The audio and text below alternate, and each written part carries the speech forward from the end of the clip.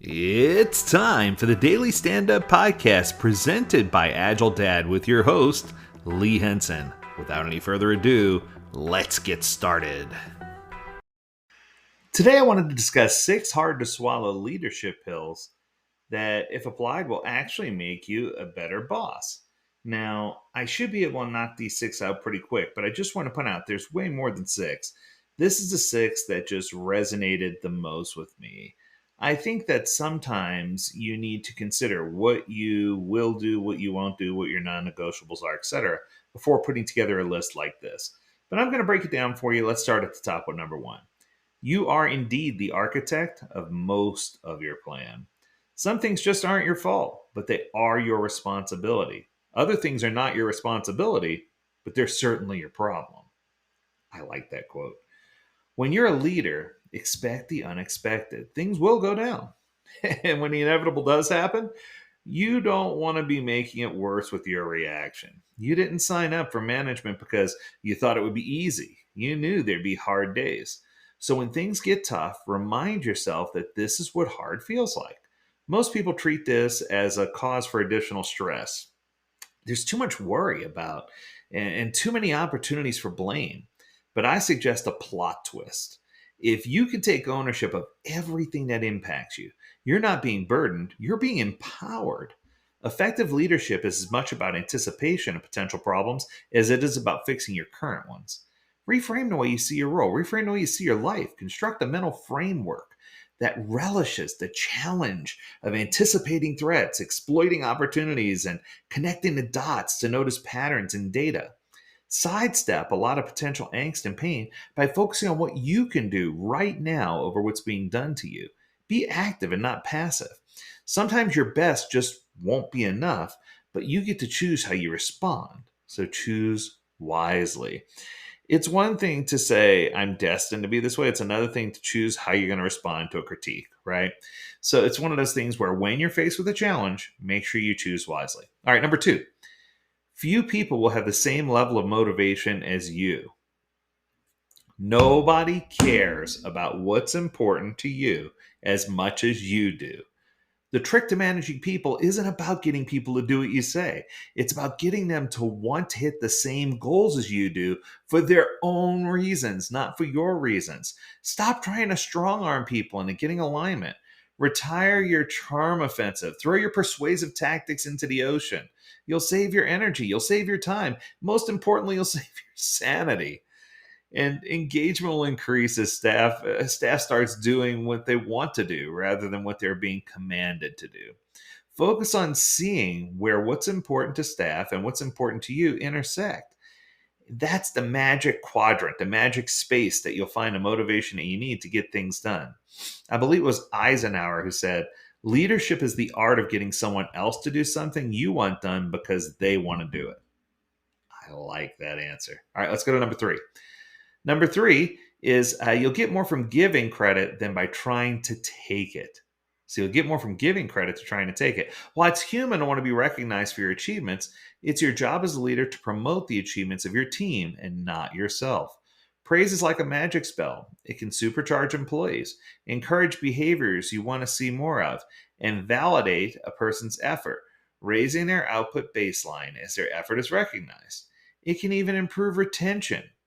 I read a study one time that showed that like 80% of job seekers surveyed cited a lack of appreciation as a driver for them leaving their last job.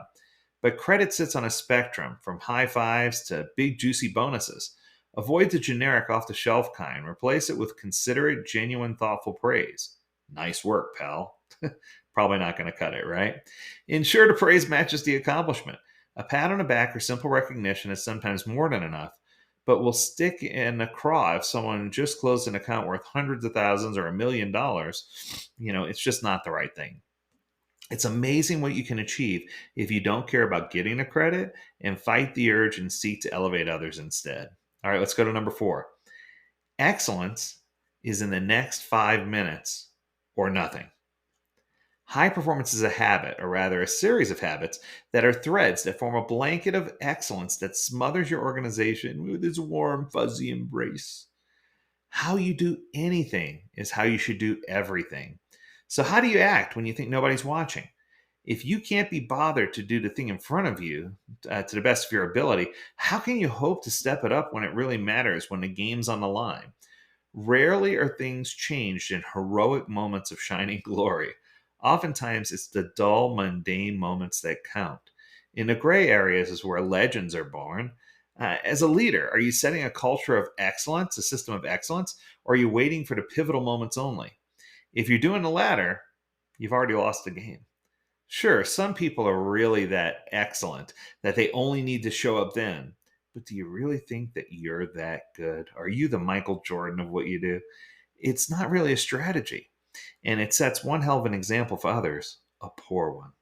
Strong foundations, the boring work, means that when pivotal moments arrive, you're all in a better position to take full advantage. Give every moment you make your total focus and maximum effort. Even if you don't always win, your baseline output will compound over time.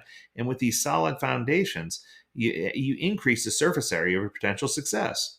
I have a neighbor who lives across the street, and he's got a young son, and they here in Utah, and they always are outside every single day, rain or shine, playing basketball on their driveway. And what I can tell you is this young man, he's getting better and better every single day, but he's out there for hours. That makes it rather hard for me to record podcasts sometimes. And sometimes I find myself getting frustrated. But then I look at the compound success that he's having and I say, who am I to judge, right?